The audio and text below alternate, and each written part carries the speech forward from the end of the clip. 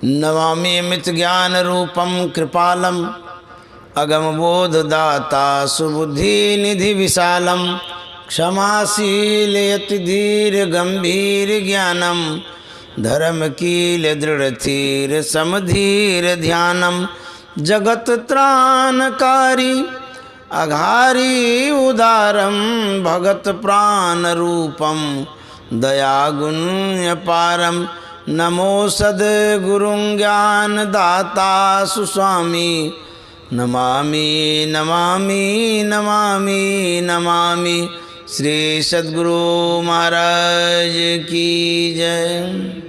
प्रातः स्मरणीय अनंत श्री विभूषित परमाराध्य सद्गुरु महाराज, जिनके सानिध्य में संतमत का विशेष ज्ञान मिला, ऐसे संत सद्गुरु गुरुदेव महर्षि संत सेवी परमहंस जी महाराज के चरणों में कोटि से नमन। सूरत के विशेष श्रद्धालु सत्संग प्रेमी महानुभावों, माता एवं बहनों, बिहार और सूरत की बहुत दूरी है। 2 दिन लगता है भागलपुर से सूरत आने में। इतने दूर से हम लोग यहाँ एकत्रित हुए हैं। मैं कुप्पाघाट भागलपुर से आया हूँ सूरत, और इसलिए आप आया हूँ कि आपकी जो सूरत है, आपका जो ख्याल है, ज़रूर मेरे तक आया और तब मैं आप तक आ गया। तो सूरत से जो सत्संग प्रेमी ख्याल किए, तो मैं उन ख्यालों का सम्मान करने के लिए यहाँ आ गया हूँ। तो आप लोगों को बहुत बहुत साधुवाद, धन्यवाद। आप लोग विशेष शिक्षित व्यक्ति हैं और विशेष समझदार भी हैं। संतमत का ज्ञान आप लोगों के अंदर में है। आप लोग पुराने सत्संग प्रेमी भी हैं। तो गुरु महाराज का जो ज्ञान है वह सार ज्ञान है और सुलझा हुआ ज्ञान है। गुरु महाराज ने कृपा करके हम लोगों को यह ज्ञान दिया है।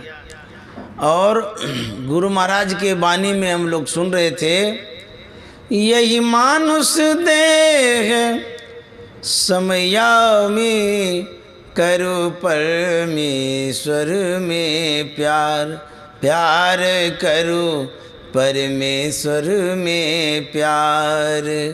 कर्म धर्म को जला खाक कर, कर्म धर्म को जला खाक कर देंगे तुमको तार। करो परमेश्वर में प्यार, प्यार करो परमेश्वर में प्यार। तह जाओ जहाँ प्रगट मिले वे, तब जानो है स्नेह। स्नेह बिना नहीं भक्ति होती है, कर लो साचा ने। करो परमेश्वर में प्यार, प्यार करो परमेश्वर में प्यार। यही मानुष देह समया में करो परमेश्वर में प्यार, प्यार करो परमेश्वर में प्यार। गुरु महाराज कहते हैं, यही मानुष देह समैया में करो परमेश्वर में प्यार। ये जो मनुष्य का शरीर मिला है और जो समय मिला है, इसी मनुष्य शरीर में, इसी समय में कहते हैं करो परमेश्वर में प्यार। अर्थात परमात्मा से, ईश्वर से स्नेह करिए। जब तक ईश्वर से स्नेह नहीं होगा, प्यार नहीं होगा, तब तक परमात्मा की प्राप्ति नहीं होगी। किसी भी वस्तु को आप ले लीजिए, चाहे आपके पास कलम ही हो, उससे आपको स्नेह है तभी तो सहेज कर रखते हैं। यदि कलम से स्नेह न हो तो आप उठा करके नहीं रखेंगे, फेंक देंगे। आपके पास कपड़ा है, कपड़ा से भी स्नेह है आपको, तब तो सहेज करके रखते हैं, संवार करके रखते हैं, सजा के रखते हैं। आपके पास जो भी सामग्री है, जो भी सामान है, सबके प्रति स्नेह है, इसीलिए आप उसको सहेजते हैं, अच्छे से रखते हैं। जिसके प्रति स्नेह नहीं होता है उसका हम सम्मान नहीं करते। उसको हम अपने हृदय के पास नहीं रखते हैं। तो गुरु महाराज कहते हैं कि ईश्वर परमात्मा में स्नेह करिए, प्रेम करिए। ईश्वर परमात्मा में जब आपका स्नेह होगा, प्रेम होगा, तब संबंध होगा। यह जो प्रेम है, प्रेम उत्पन्न कैसे होता है? गोस्वामी तुलसीदास जी महाराज ने लिखा है कि जाने बिनु न होई प्रतीति, बिनु प्रतीति होई नहीं प्रीति, प्रीति बिना नहीं भक्ति दृढ़ाई, जमी खगेश जल के चिकनाई। किसी भी वस्तु को हम जानते हैं तब जाकर के उसको मानते हैं। कोई भी चीज़ A to Z, चाहे आदमी हो, वस्तु हो, कुछ भी हो, तो हम पहले जानते हैं। कैसे जानते हैं? पहले उसके करीब जाते हैं। जैसे मान लीजिए आपके पास किताब है, या तो किताब के पास आप गए या कोई किताब लाके आपके पास दे दिया। तो जिनसे आप स्नेह विशेष जोड़ना चाहते हैं उनके करीब पहले जाना पड़ता है। तो जब उसके करीब जाते हैं उसके गुण अवगुण को जानते हैं।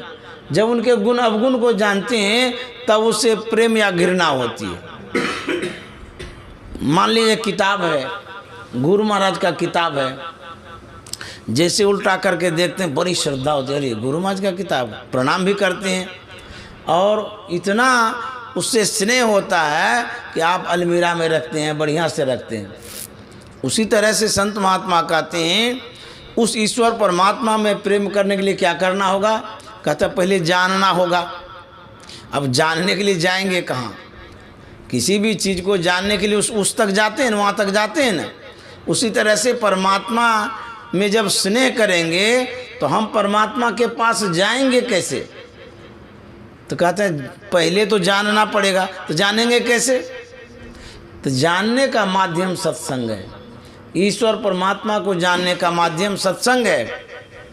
जैसे हम आपके घर तक आए अभी, तब आपको हम जाने, तो वहाँ से चल कर के यहाँ आए तब आपको हम जान गए, सूरत निवासी को पहचान गए, आपसे मिले जुले, बातचीत हुई, इतना स्नेह हुआ कि दोबारा भी आप बुला लिए। दोबारा हम आए यहाँ आपके स्नेह के कारण। आपने जो सम्मान दिया, आपने जो सत्कार किया, आपकी जो सेवा है वो सराहनीय है, इसीलिए मैं यहाँ तक आया। ठीक उसी तरह से हम परमात्मा तक जो जाएंगे सबसे पहले कहाँ जाना होगा? सबसे पहले सत्संग में जाना होगा। भगवान श्री राम ने भी कहा है प्रथम भगति संतन कर संगा, दूसरी रति मम कथा प्रसंगा। कहता सबसे पहली भक्ति है संतों का संग। भगवान श्री राम को तो कहना चाहिए प्रथम भगति राम कर संगा, या प्रथम भगति गणेश कर संगा, प्रथम भगति हनुमान कर संगा। किसी देवता का नाम न लेकर के, स्वयं अपना भी नाम न लेकर के सीधे भक्ति करने वालों को आदेश देते हैं कि सबसे पहले संत के पास जाओ। जब तक संत के शरण में नहीं जाओगे तब तक काम तुम्हारा एक भी नहीं सरेगा। संत शरण जो परा ताहि का लगा ठिकाना, और कहीं नहीं कुशल सकल बैराट चवाना। भगवान श्री राम ने कहा है सातम सम मोहि मैं जग देखा, मोते संत अधिक कर लेखा। कहते हैं मुझसे भी संत को विशेष करके मानना। परमात्मा तक जाने के लिए सबसे पहले संत के शरण में जाना होगा। एक उपनिषद वाक्य है, उसमें लिखा हुआ है मोक्ष द्वारे द्वारपालास चत्वारः परिकीर्तिता, समो विचार संतोष चतुर्थ साधु संगमः। मोक्ष के द्वार पर 4 द्वारपाल रहते हैं, सम विचार संतोष और साधु संग। तो सबसे पहले साधु संग कहा गया है। साधु संग होगा उसके बाद आगे की बात होगी।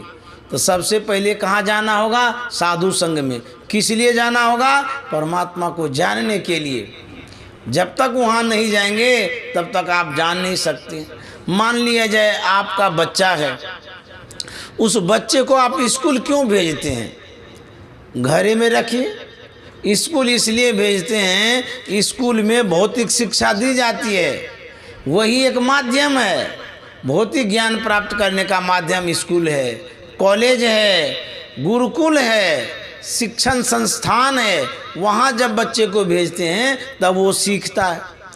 उसी तरह से हमारे गुरु महाराज ने कहा है, ये जो सत्संग है ये विद्यालय है। कौन सी विद्यालय? कहते ईश्वर प्राप्ति का, ईश्वर के विषय में जानने का, यही एक विद्यालय है जहाँ शिक्षा दी जाती है। तब आप ईश्वर को प्राप्त कर सकते हैं, जान सकते हैं। तो जब तक आप सत्संग में नहीं आएंगे तो ईश्वर के विषय में जानेंगे नहीं, और जब तक जानेंगे नहीं तब तक श्रद्धा और भक्ति नहीं हो सकती। किसी को आप जानते हैं तभी उसको मानते हैं।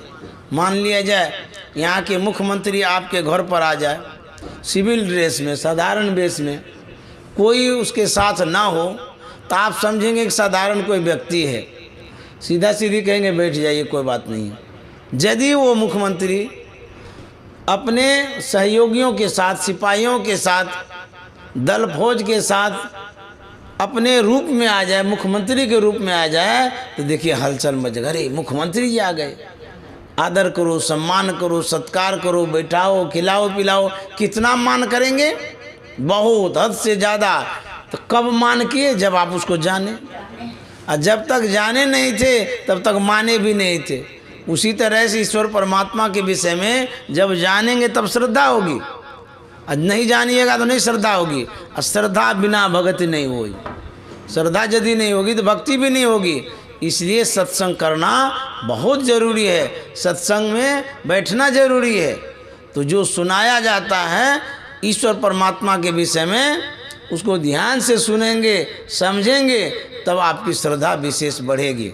वही तुलसीदास जी महाराज कहते हैं, बिनु प्रतीति होई नहीं प्रीति, प्रीति बिना नहीं भक्ति दृढ़ाई, जिमि खगेश जल के चिकनाई। जब तक प्रीति नहीं होगी तब तक आपकी भक्ति सुदृढ़ नहीं हो सकती है। तो प्रीति मतलब स्नेह, प्रेम। तुलसी साहब ने लिखा है, यह राह मंजिल इश्क है,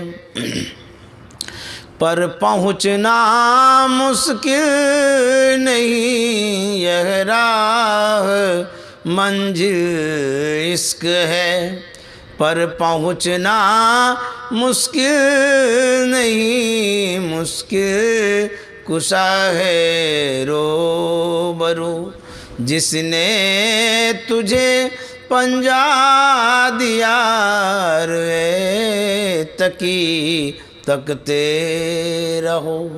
तुलसी साहब कहते हैं, यह राह मंजिल इश्क है। राह मन रास्ता, जिस पर लोग चलते हैं, अथवा जिस पर ईश्वर के भगत चलते हैं, साधक चलते हैं। यह राह ईश्वरी का मार्ग, अंतर का मार्ग, आज्ञा चक्र का मार्ग। तो यह जो राह है और जो मंजिल है जहाँ तक हम जाएंगे, कहते प्रेम का रास्ता है। राह मंजिल इश्क है, पर पहुँचना मुश्किल नहीं। पर क्यों लगा दिए? किंतु परंतु लेकिन, ये जहाँ लगा रहता है कुछ न कुछ खटका रहता है, कुछ न कुछ सोचने की बात आती है। तुलसी साहब कहते हैं, राह मंजिल इश्क है, पर पहुँचना मुश्किल नहीं। पर क्यों लगा दिए? इसलिए मुश्किल कुशा है रोबर। मुश्किल क्या है? कठिनाई क्या है? दिक्कतें क्या हैं? कहते हैं, जो संत सदगुरु रूबरू हुबहू फेस टू फेस दर्शन कराएगा, उन सच्चे सदगुरु का अभाव, वो सच्चा सदगुरु मिलना बड़ा मुश्किल। मुश्किल कुशा है रोबरू, जिसने तुझे पंजा दिया रे तकी तकते रहो। सच्चे सदगुरु का मिलना बड़ा मुश्किल है। अन्हरा गुरु बहरा चेला, और दोनों नरक में ठेला। सच्चे सदगुरु जब तक नहीं मिलेंगे तब तक इस प्रेम के मार्ग पर प्रस्थान नहीं कर पाएंगे। प्रवेश नहीं कर पाएंगे, पैर नहीं धर पाएंगे। तो सच्चे सदगुरु का मिलना जो कठिन है, इसीलिए कहा मुश्किल कुसा है रूबरू जिसने तुझे पंजा दिया। यही कठिनाइयाँ हैं। एक बार गुरु महाराज अपने भक्तों के बीच में बैठे हुए थे, एकाएक मौज में आकर के कहने लगे, मैं बड़ा खुश नसीब हूँ, भाग्यशाली हूँ जो मुझे बाबा देवी साहब जैसे गुरु मिले। उसी में से एक सज्जन ने कहा कि गुरु महाराज मैं आपसे भी विशेष भाग्यशाली हूँ। तो पूछा गया सो कैसे? बोलिए नहीं, टेप हो रहा है। इसलिए उस आदमी ने कहा कि मैं आपसे भी विशेष भाग्यशाली हूँ। तो पूछा गया सो कैसे? वह आदमी कहता है कि गुरु महाराज आपको बाबा देवी साहब जैसे गुरु को खोजने में बरसों लगा, कठिनाई हुई, दिक्कतें हुई, मिल नहीं रहे थे। वो खोजते खोजते बाबा देवी साहब को आपने पाया है। लेकिन आपसे विशेष भाग्यशाली मैं इसलिए हूँ कि आपके जैसे गुरु को खोजने में कोई कठिनाई नहीं हुई, बड़ी सरलतापूर्वक आप मिल गए, इसीलिए मैं आपसे भी विशेष भाग्यशाली हूँ। वाकई में सच में हम लोग भाग्यशाली हैं जो गुरु महाराज जैसे संत सदगुरु महर्षि में ही परमहंस जी महाराज जैसे गुरु मिले, सच्चे सदगुरु मिले। कहता ऐसे जो गुरु मिलते हैं तब प्रेम का रास्ता जो है ना सुगम हो जाता है, सहज हो जाता है, सरल हो जाता है। मान लिया आप कहीं जा रहे हैं, रास्ते में कहीं भी जा रहे हैं, भूल गए किधर जाएंगे नहीं जाएंगे, यदि बताने वाला रास्ता बताने वाला अनभिज्ञ हो, अनारी हो, किधरों बता देगा तो भटकना पड़ेगा ना, तो बहुत भटकना पड़ेगा आपको। यदि आपको सही आदमी मिल जाता है, जानकार आदमी, तो एक बार बता देता है रास्ता, आप सीधे चले जाते हैं। ठीक उसी तरह से भक्ति के मार्ग में जो भटकन है, अटकन है, जो लटकन है, ये गुरु भी एक कारण है। यदि सच्चे सदगुरु नहीं मिलते हैं तो आप कहीं भी अटक जाएंगे, लटक जाएंगे, भटक जाएंगे, फिर आपको कठिनाइयाँ आएगी। क्यों? भेद या गुप्त पाना किसी ग्रंथ से है असंभव, समझ लो किसी संत से। जब तक सच्चे संत सदगुरु नहीं मिलेंगे तब तक आपको भेद नहीं मिलेगा, और जब तक भेद नहीं मिलेगा तब तक आप भगवान को नहीं पा सकते। बहुत मुश्किल है। इसीलिए कहा मुश्किल कुशा है रूबरू जिसने तुझे पंजा दिया रे तकी तकते रहो।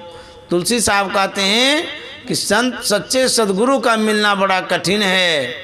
गुरु महाराज ने लिखा है, बिना गुरु की कृपा पाए नहीं जीवन उधार है। बिना गुरु की कृपा पाए नहीं जीवन उधार है, नहीं जीवन उधार है, नहीं जीवन उधार है। गुरु महाराज की वाणी में है कि जब तक गुरु की कृपा नहीं मिलेगी तब तक जीव का उद्धार नहीं होगा। जो परमात्मा प्रेमी हैं, ईश्वरानुरागी हैं, जो प्रभु पथगामी हैं, उनके लिए सच्चे सदगुरु का होना बहुत ज़रूरी है, नहीं तो भटकते रहेंगे। तुलसी साहब ने लिखा है, क्यों भटकता फिर रहा तू ए तलाशे यार में, क्यों भटकता फिर रहा तू ए तलाशे यार में। रास्ता सहरग में है दिलवर पे जाने के लिए, रास्ता सहरग में है दिलवर पे जाने के लिए दिल का हुजरा साफ। तुलसी साहब कहते हैं क्यों भटकता। तुलसी साहब सच्चे सदगुरु हैं, इसीलिए कहते हैं कि आप क्यों भटक रहे हैं। अरे मेरे पास उपाय है ना, मेरे पास साधन है ना, मैं वो युक्ति बतला दूंगा कि आपका काम सरल हो जाएगा। तब न तुलसी साहब कहते क्यों भटकता, क्यों भटक रहे हो, किस लिए। परमात्मा को पाने के लिए, ईश्वर को खोजने के लिए तुम भटक क्यों रहे हो। क्यों भटकता फिर रहा तू ए तलाशे यार में। जानते हैं ईश्वर को खोजने के लिए लोग प्रयत्न करता है। कैसे करता है, कहाँ करता है। तीर्थों में, धामों में, मंदिरों में। अल्लाह को खोजने के लिए मस्जिदों में जाते हैं। कहाँ कहाँ नहीं जाते हैं उस परमात्मा को खोजने के लिए। कोई पैदल जाते हैं और कोई पानी चढ़ाने के लिए जाते हैं, कोई और किसी उपाय से जाते हैं। इस तरह से भटकता है लोग, लेकिन उसको सही सही नहीं मिलता है। गोस्वामी तुलसीदास जी महाराज भी भटक रहे थे, उनको भी रास्ता नहीं मिल रहा था। तब वो सदगुरु के पास गए, सच्चे सदगुरु से जब सद्ज्ञान लिया, तब अंतर की भक्ति किए, तब उनको मोक्ष और मुक्ति मिली। तो अंतर मार्ग में प्रवेश कराने वाले सदगुरु की आवश्यकता है। एक शायर ने लिखा है, पत्थर में खुदा है, पत्थर में खुदा है, पत्थर खुदा नहीं, खुदा दिल में है, कोई गुमशुदा नहीं। गौर करी से वीरानों में ढूंढने वाले, तू ही है जुदा इससे, ये तुझसे जुदा नहीं। कहते हम लोग ढूंढते हैं, भटक रहे हैं, कहाँ से कहाँ जाते हैं। बहुत आदमी को सही मार्ग नहीं मिल रहा, सही रास्ता नहीं मिल रहा है। सही रास्ता पाने के लिए सच्चे गुरु की आवश्यकता है। जब तक सच्चे गुरु नहीं मिलेंगे रास्ता मिलेगा ही नहीं। तो कहते हैं ये जो भटक रहे हैं, तुलसी साहब कहते हैं क्यों भटकता फिर रहा तू ए तलाशे यार में, रास्ता सरग में है दिलवर पे जाने के लिए, रास्ता सरग में है दिलवर पे जाने के लिए, दिल का हुजरा साफ कर जाना को आने के लिए, दिल का हुजरा साफ कर। कहते रास्ता कहाँ है, रास्ता आज्ञा चक्र में है। जब तक आज्ञा चक्र में नहीं जाएंगे तब तक रास्ता नहीं मिलेगा। संत कबीर साहब कहते हैं, कबीर साहब कह रहे हैं, हमन है इश्क मस्ताना, हमन को होशियारी क्या, हमन है इश्क मस्ताना, हमन को होशियारी क्या, रहें आजाद या जग से, हमन दुनिया से यारी क्या। कबीर साहब कहते हैं कि हमें यदि परमात्मा से प्रेम है, स्नेह है, फिर संसार का क्या मतलब है। हमन है इश्क मस्ताना, हमन को होशियारी क्या। अरे हम तो आज़ाद हैं, परमात्मा में प्रेम है, स्नेह है। किसी को प्रधानमंत्री से मित्रता हो जाए तो उसको कोई गम रहेगा, कितनी खुशी होगी, कितने वो प्रसन्न रहेंगे। उसी तरह से कबीर साहब कहते हैं कि हमें बड़ी खुशी है, कह रहे आज़ाद या जग से, हमन दुनिया से यारी। आप थोड़ा उधर चलिए, थोड़ा पीछे कर सकते, रहें आज़ाद या जग से, हमन दुनिया से यारी क्या।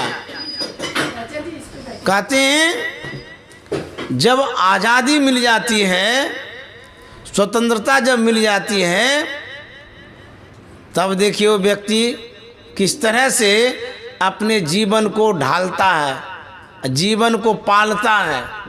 तो वही कबीर साहब कहते हैं, रहें आजाद या जग से हमन, दुनिया से यारी क्या, हमन है इश्क मस्ताना, मन को होशियारी क्या। जिनको परमात्मा में प्रेम नहीं है उनकी क्या दुर्दशा है जानते हैं? जिनको प्रधानमंत्री से स्नेह नहीं है उनको सुविधा नहीं मिलती है, वो सुखी नहीं रह सकते हैं, वो प्रसन्न नहीं रह सकते हैं। तो जिनको विशेष व्यक्ति से स्नेह होता है या परमात्मा से जिनको प्रेम होता है वो खुशी में जीवन बिताते हैं, वो सुखी रहते हैं। इसीलिए कबीर साहब कहते रहें आज़ाद या जग से हमन, दुनिया से यारी क्या। जो परमात्मा से बिछुड़ गए हैं, जो परमात्मा से दूर हो गए हैं, उसके लिए कबीर साहब क्या कहते हैं, जो बिछुड़े हैं प्यारे से, जो बिछुड़ गए हैं तो उसके लिए कहते हैं भटकते दर बदर फिरते। जो बिछुड़े हैं प्यारे से भटकते दर बदर फिरते, हमारा यार है हम में, हमारा यार है हम में, हमन को इंतजारी क्या, हमारा यार है हम में, हमन को इंतजारी क्या, हमन है इश्क मस्ताना, हमन को होशियारी क्या। कहता जो बिछुड़े हैं प्यारे से, जो बिछुड़ गए हैं परमात्मा से, ईश्वर से, अंतर भजन से, सत्संग से जो दूर हो गए हैं, कहते हैं उनको बहुत दुख होता है। भटकते दर बदर फिरते, वही भटकते हैं जो परमात्मा से दूर हो गए हैं, सत्संग से दूर हो गए हैं, ध्यान से दूर हो गए हैं।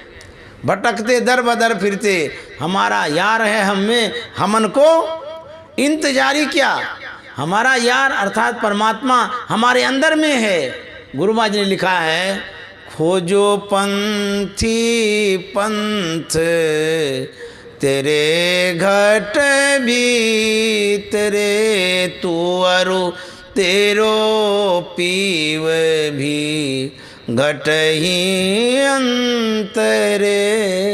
गुरु महाराज कहते हैं खोजो पंथी पंथ तेरे घट भीतरे, तू अरु तेरो पीव भी घट ही अंतरे।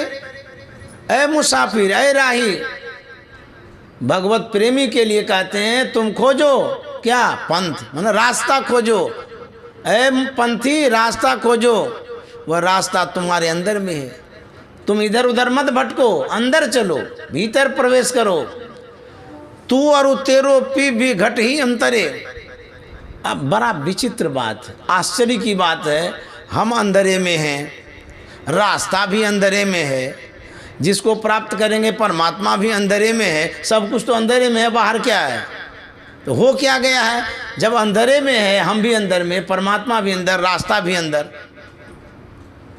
तो हो क्या गया है, तो दूरियां हो गई है। मान लिया जाए जिस घेरे में आप हैं, जिस डेरे में आप हैं, जिस स्पेस में आप हैं, अब परमात्मा भी है। जैसे मान लिया आप इस घर में हैं, आपका ये घर है, हम लोग यहाँ पर हैं ना, इस घर की दूरियाँ भी तो है, लंबाई चौड़ाई भी तो है। हम इस घर में हैं, कोई दूसरे घर में होगा तो कैसे वो सत्संग सुन सकेंगे, कैसे लाभ ले सकेंगे, वो यहाँ तक आएंगे तब ना। उसी तरह से जिस घेरे में हम हैं, जिस डेरे में हम हैं, जिस आवरण में हम हैं, वो आवरण छोटा नहीं है, बहुत लंबा है। उस लंबा के कारण हम और परमात्मा में दूरियां हो गई है। गुरु महाराज कहते हैं तू तरी पर्योतम माही, पीवनी है शब्द में, यही ते परि गयो दूर, चलो निह शब्द में, तू तरी पर्योतम माही। देखिए गुरु महाराज कहते हैं यही अंतर आ गया। हम अंधकार में हैं, परमात्मा तो है अंदर में, लेकिन वो प्रकाश में है। यही दूरी हो गई है। मान लिया जाए एक आवरण है कांच का। कांच दो तरह का होता है, एक पारदर्शी एक अपारदर्शी। तो जो ऐना हम लोग देखते हैं वो अपारदर्शी ऐना है, जिसमें चेहरा दिखता है, और जिस ऐना में दोनों तरफ दिखता हो, आर पार दिखता है, उसको पारदर्शी कहते हैं। तो मान लिया जाए अपारदर्शी कांच हो, एक तरफ दिखता हो दूसरी तरफ ना दिखता हो। और कांच की मोटाई कितनी होती है? बहुत पतली होती है। वो दीवार हो जाए कांच की, बहुत लंबा, बहुत दूर तक दीवार वो हो। मान लिया जाए आप उस कांच के दीवार के पास खड़े हैं, नाक सटा करके कांच में, ठीक उसी जगह दूसरे पार में आपके फ्रेंड हों, दोस्त हों, वो भी नाक सटा करके खड़े हैं आपसे मिलने के लिए। अब बुझिए दूरियां कितनी है। कांच फोड़ेंगे, नाक में नाक सट जाएगा, एकदम सटले हैं ना, कोई दूरी तो है नहीं। लेकिन दूरी है, जब तक वो कांच हटेगा नहीं तो दूरी है ना है। कांच हटे तब तो दूरी कम हो जाएगी कि सटले हमें, और जब तक कांच है तो लंबी दूरी है। तो कांच की दीवारें बहुत कोस तक है। अब बुझिए तो कितनी कठिनाई है।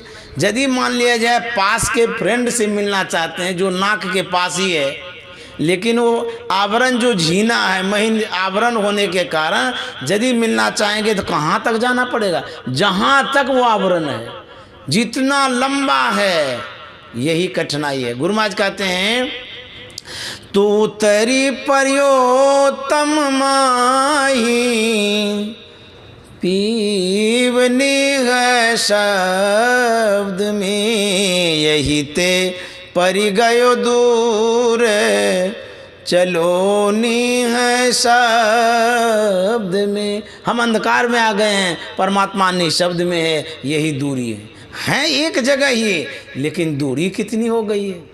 मान लिया जाए आपकी दीवार है, दीवार के उस पार में आपका दोस्त है, तो सीधे आप नहीं मिल सकते हैं। यहाँ से सीढ़ी से नीचे उतरेंगे, फिर घूम के जाएंगे, कितना समय लगेगा। आएंगे कहाँ पर? उस ठीक दीवार के पास ही, इस पार में आप उस पार में वो, लेकिन ओझल है, दिखाई नहीं देता है दोस्त। तो उसी दोस्त से मिलने के लिए घूम के जाना पड़ता है, लेकिन है वहीं पर।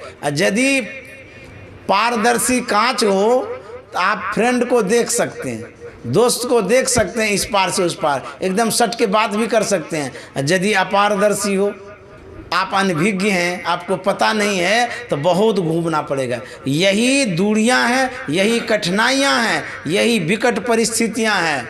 है परमात्मा पास में है, लेकिन पास में रहते हुए भी दूर हैं। है निकट से निकट और दूर सब ही थे।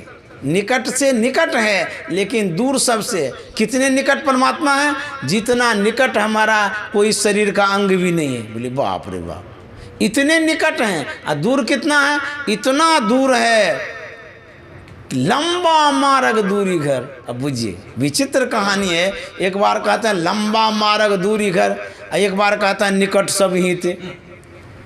सोचनीय बात है। तो दूर इसलिए है, विकटता इसलिए है कि हम अंधकार में हैं, आवरण में हैं। इस आवरण के कारण दूरियां हैं, यही विकटता है। और नज़दीकियाँ इतनी है, आंख बंद करिए, यदि ये जो झीना आवरण है ये यदि हटता है तो सामने में परमात्मा से भेंट होती है। यही कारण है। तो कबीर साहब कहते हैं जो बिछुड़े हैं प्यारे से, भटकता दर बदर फिरते, हमारा यार है हम में, हमन को इंतजारी क्या, हमन है इश्क मस्ताना, हमन को होशियारी क्या। खलक सब नाम अपने को, बहुत कर सर पटकता है। खलक सब नाम अपने को, बहुत कर सर पटकता है। हमन गुरु नाम साचा है, हमन दुनिया से यारी क्या। हमन है इश्क मस्ताना, हमन को सियारी क्या। कबीर साहब कहते हैं खलक सब नाम अपने को, बहुत कर सिर पटकता है। जो इस बात को नहीं समझ पाता है सिर धोता है, भटकता है, दुख भोगता है। कहता हमन गुरु नाम साचा है, हमन दुनिया से यारी क्या। जो नाम है परमात्मा का, जो नाम है उस नाम से यदि हमको प्रेम हो जाए, उस सच्चे नाम से यदि स्नेह हो जाए, कहता हमन दुनिया से यारी क्या। तब आप दुनिया से बेखबर हो जाएंगे, आपका प्रेम परमात्मा के प्रति प्रगाढ़ हो जाएगा, प्रबल हो जाएगा। उस स्नेह में जो आनंद है वो व्यक्त नहीं कर सकते। एक लघु कथा है। एक व्यक्ति प्रदेश गया कमाने के लिए, बरसों वहाँ रहा। वह बरसों बाद एक खत के माध्यम से, पत्र के माध्यम से, चिट्ठी के माध्यम से अपने परिवार को अवगत कराता है कि मैं अमुक ट्रेन से अमुक तिथि को अमुक स्टेशन पर उतरने जा रहा हूँ। उनकी जो धर्मपत्नी थी, उन्होंने जब यह संवाद सुना भाव विह्वल हो गई। हमारे पतिदेव आ रहे हैं, मैं स्वयं रिसीव करने जाऊंगी, स्वयं रिसीव करने जाऊंगी।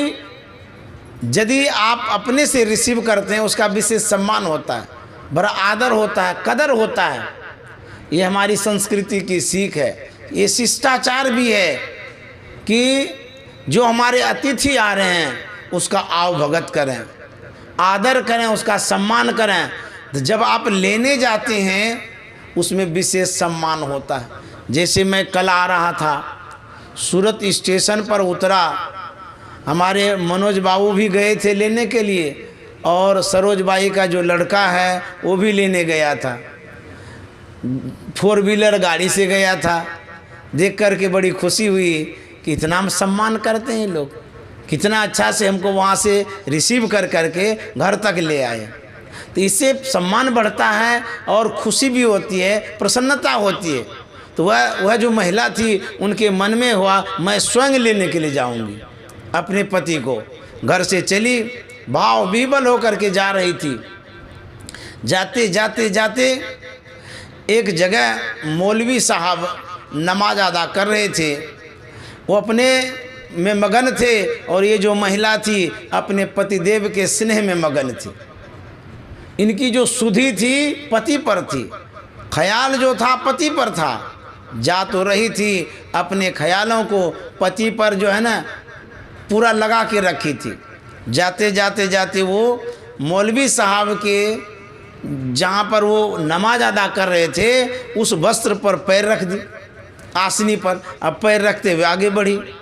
जैसे ही आगे बढ़ी तो मौलवी साहब तो बिगड़ गए। बोले अंधी है तुम, दिखाई नहीं देता है? सुनो इधर, तुमको नहीं दिखाई दे रहा? मैं नमाज पढ़ रहा था, अल्लाह का नमाज पवित्र काम कर रहा था, पाक पवित्र आसनी पर तुमने पैर रख दिया। अंधी हो गई हो, तुमको दिखाई नहीं देता है? इस तरह से तुम चलती हो।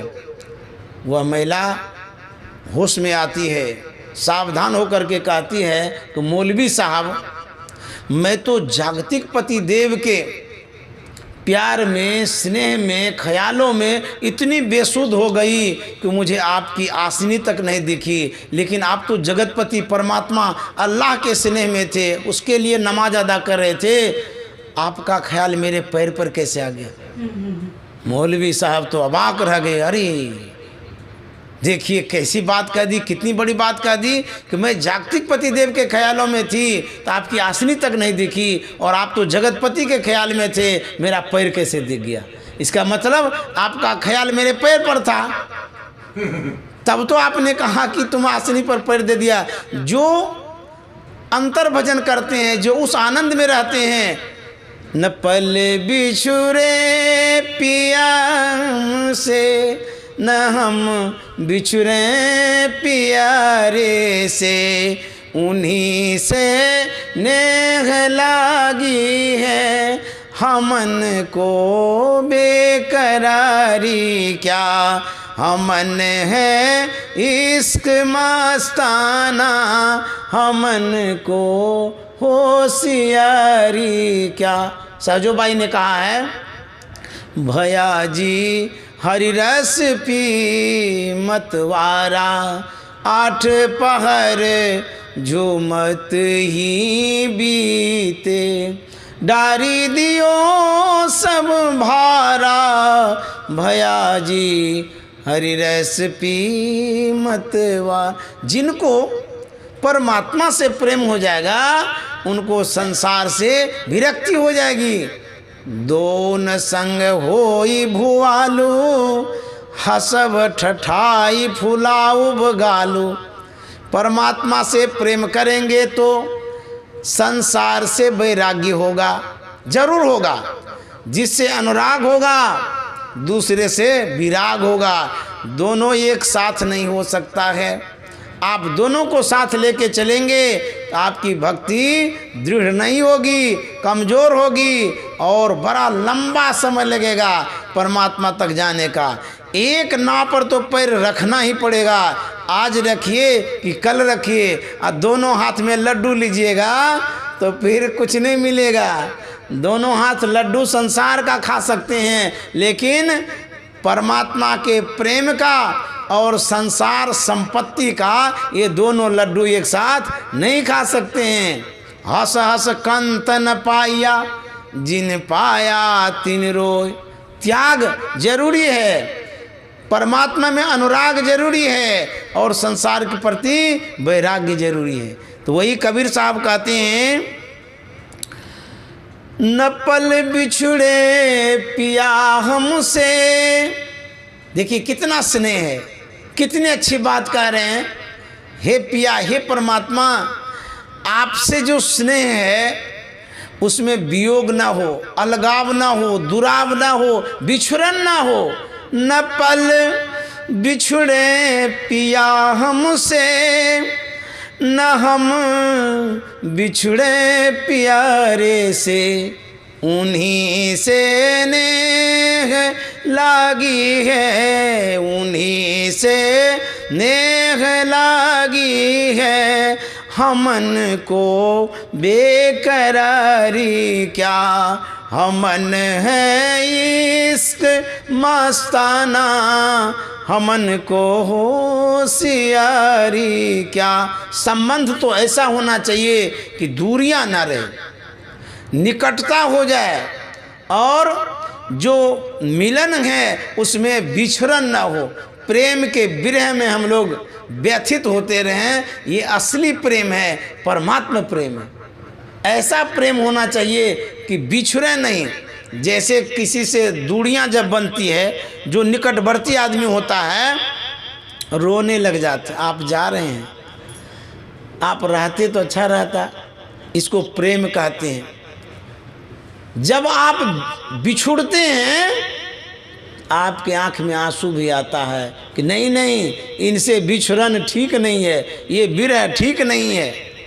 जब ग्वाल बाल और ग्वालिन भगवान श्री कृष्ण से दूर होते थे तो वो लोग रोने लग जाते थे कि कैसे हमको उनका सानिध्य मिले। इसको प्रेम कहते हैं, असली प्रेम कहते हैं। जिसके साथ आप हर वक्त रहना चाहते हैं, यही असली प्रेम है। परमात्मा के साथ हर वक्त हम रहना चाहते हैं। इसीलिए कबीर साहब कहते हैं, न पल बिछुड़े पिया हमसे, न हम बिछुड़े प्यारे से, उन्हीं से नेह लगी है, उन्हीं से नेह लगी है, हमन को बेकरारी क्या, हमन है इश्क मस्ताना, हमन को होशियारी क्या। कबीर साहब अंतिम में 2 लाइन में क्या कह गए, गौर देने वाली बात है, ध्यान देने की बात है, ठीक से सुनेंगे तो आनंद भी आएगा। अंतिम में कबीर साहब 2 शब्दों में कह गए, कबीरा इश्क का माता, दुई को दूर कर दिल से। कबीर साहब कहते हैं जिनको प्रेम हो गया है, ऐसा प्रेम जो मतवाला हो गया है, कहते नहीं तो मतवाला हो गया उसके प्रेम में, तो जिनको परमात्मा से ऐसा प्रेम हो कि वो परमात्मा ही परमात्मा दिखता हो, तब कहते हैं उनके अंदर में 2 बात होगी, नहीं होगी, द्वैतता रहेगी, नहीं रहेगी, द्वेष रहेगा, नहीं रहेगा। जहाँ ईर्षा द्वेष द्वैत रहता है वहाँ प्रेम नहीं हो सकता है। जहाँ प्रेम होता है वहाँ ये छल कपट छद्म सब नहीं रहता है। तो कबीर साहब कहते हैं कबीरा इश्क का माता, दुई को दूर कर दिल से। जो प्रेम में मतवाला हो गया है वो अपने अंदर में जो द्वैतता है उसको दूर कर देता है, रहता ही नहीं है। दुई को दूर कर दिल से, तब जो चले ना राह नाजुक है। जिस रास्ते पर चलने में कठिनाई हो रही थी, दिक्कतें हो रही थी, जो बड़ा कोमल रास्ता था, संवेदनशील रास्ता था, कैसा रास्ता कहते हैं वो परमात्मा का जो रास्ता है, छुरस्य धारा निस्ता दुरतया दुर्गम पतस्त कभियो बदंती। छुड़े के धार पर चलना वैसा कठिन था। तो कबीर साहब का तो यदि आपको परमात्मा से प्रेम हो गया, जो चले ना राह नाजुक है, यदि प्रेम हो गया, 6-5 सब हट गया मन से, तब क्या होगा, हमन सिर बोझ भारी क्या। जो चले ना राह नाजुक है, हमन सिर बोझ भारी क्या। हमन है इश्क मस्ताना, हमन को होशियारी क्या। आपके घर में यदि गार्जियन होता है, अभिभावक होता है, पेरेंट्स होता है, आपके सिर पर भार कम महसूस होता है। हमारे तो मालिक है, ये हैं देखने वाले, हमको क्या चिंता है, कोई बात नहीं, सब काम मालिक करेंगे। तो कबीर साहब कहते हैं यदि आप समर्पित कर देते हैं अपने आप को परमात्मा में, यदि आप स्नेह करते हैं किनसे, परमात्मा से, यदि आप अपने को न्योछावर कर देते हैं परमात्मा पर, तब कहते हैं हमन सिर बोझ भारी क्या। तब भारी की क्या बात है, वो जानेंगे जो कुछ होगा, हमको क्या लेना देना है। सब कुछ समर्पण कर गुरु की सेव करनी चाहिए। जब समर्पित हम कर दिए हैं तो उगेंगे कि डूबेंगे वो जानेंगे। एक महात्मा था, शिष्यों के साथ जा रहा था, नदी पार करनी थी, गुरुजी आगे आगे, चेला राम पीछे पीछे। नदी में धाराएं चल रही थी, धाराओं की गति बढ़ गई, गुरुजी का पैर डगमगाने लगा। महात्मा ने कहा कि चेलाराम मेरी बाँह को पकड़ो, नहीं तो मैं इस धारा में बह जाऊंगा। सुन तो लिया लेकिन पकड़ा उकड़ा नहीं। गुरुजी आगे बढ़ रहे थे, फिर गुरुजी ने कहा कि अरे तुम हाथ पकड़ो मेरी, नहीं हाथ पकड़ोगे तो मैं डूब जाऊंगा, गिर जाऊंगा इस धाराओं में। फिर भी नहीं पकड़ा। तो एक बार जब कहा, जब नहीं सुना तो गुरुजी को गुस्सा आ गया, बेवकूफ़ कहीं का, मैं कहता हाथ पकड़ेंगे तुम पकड़ता नहीं है। गुरुजी ने वो बाँह पकड़ा चेलवा का, घिसते घिसते घिसते सूखी जमीन में ले जाके पटक दिया। बोला अरे बेवकूफ़ तू न बोलता है न चालता है, और तुमको हम कह रहे हैं कि बाँह पकड़ो, तुम पकड़ता ही नहीं है, ऐसा तुमने क्यों किया।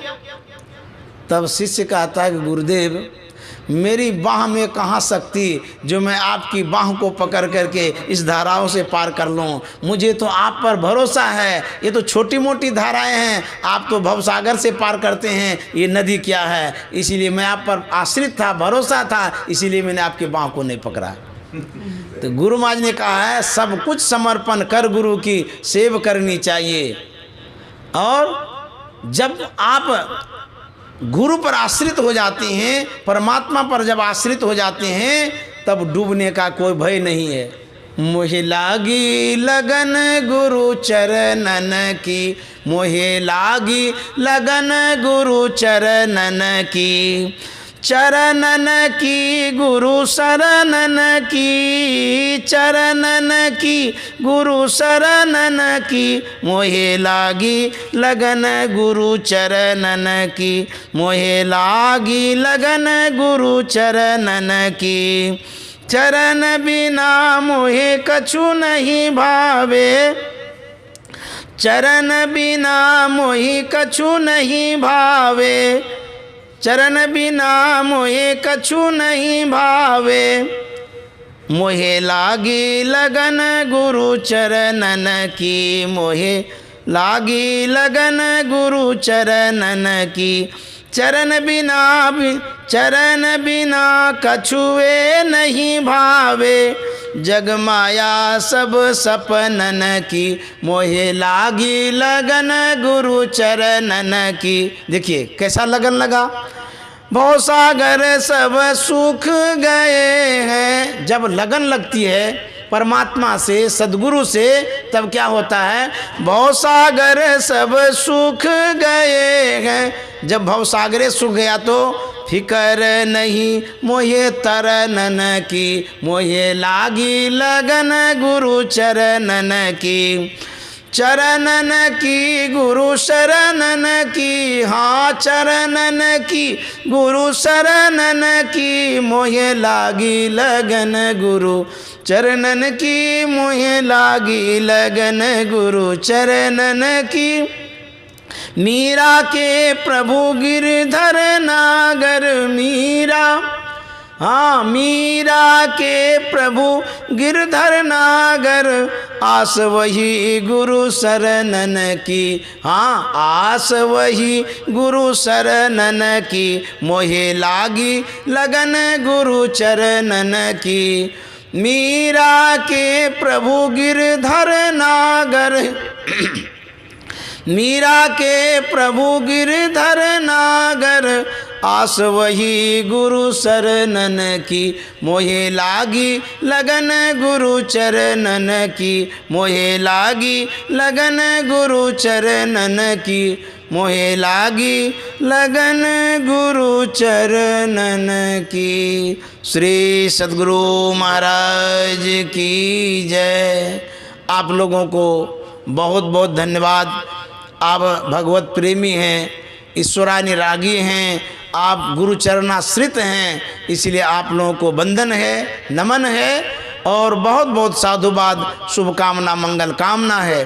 श्री सद्गुरु महाराज की जय।